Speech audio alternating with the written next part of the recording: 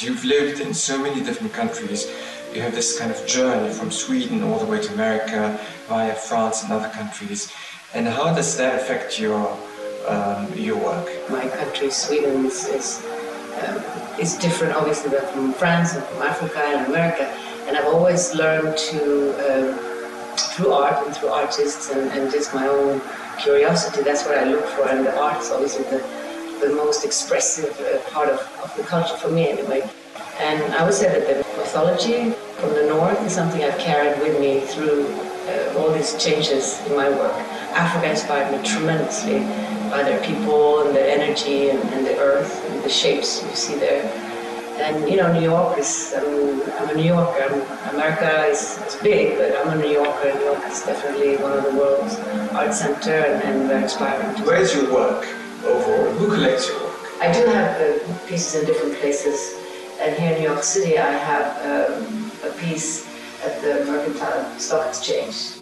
I knew Cecilia Rodhe for 30 years. I met her in Paris at the time when she was a world-famous model. Cecilia Rodhe is an artist, a sculptor, a woman, a model, a mother, but more than anything else, she's a witness of our time. How did you come to work with bronze? The whole process of doing something completely new in terms of material, it is, you know, a whole journey in itself. But you know, bronze is also a very noble material. You know, it's like you say, you go from clay to bronze, you gain. You go from stone to bronze, maybe you lose a little bit. I mean, it depends. You know, bronze has its own life. You know, it's a little bit different. It's a mixture. It's copper and zinc.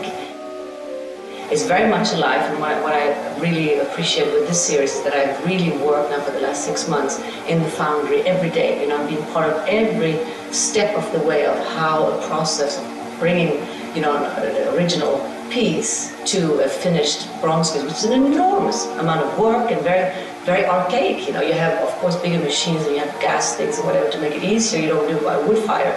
It's just amazing how similar it is from way back in time. My name is I'm the owner of Empire Bronze Art Foundry. I've been working with Cecilia Rodhe for many years. I love the work.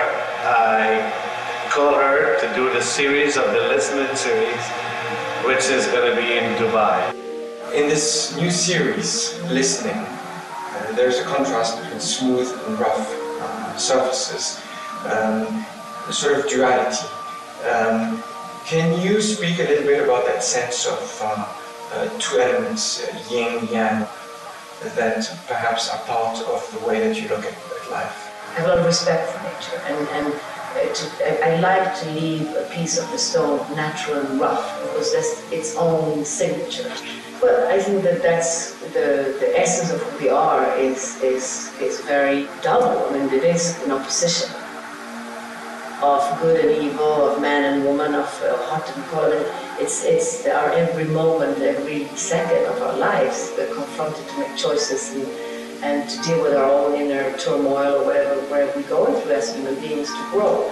And so I think that, you know, the pain of being alive, I mean, there's so many beautiful things, but I think that the pain, when we go through difficult periods and times of questioning yourself, it's really the time when we grow, and we have to. It's painful to be born. I mean, this is part of what we have to go through to become more of what we already are. I cannot imagine one without the other, if you want. You know, it's part of the journey. This series is called Listening. We live in an era, you know, where listening is more acute than ever. I mean, listening is, we are here to listen. We're here to listen and learn. But you do not learn if you don't listen. You know, I want to be more aware. I want to be conscious. I want to work on that part of my human being to be more now, be here. We're living a moment in time right now where we're an acute need of listening to others. The result of what we try to do as artists is to touch people and make them listen to what they feel. So they learn how to listen to themselves.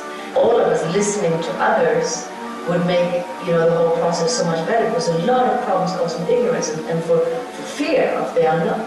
Because we don't listen enough, and we're not taught to listen. Everything has a vibration, even if we cannot really hear it, we feel it. So that's the same. We can actually listen to our feelings in a silent way.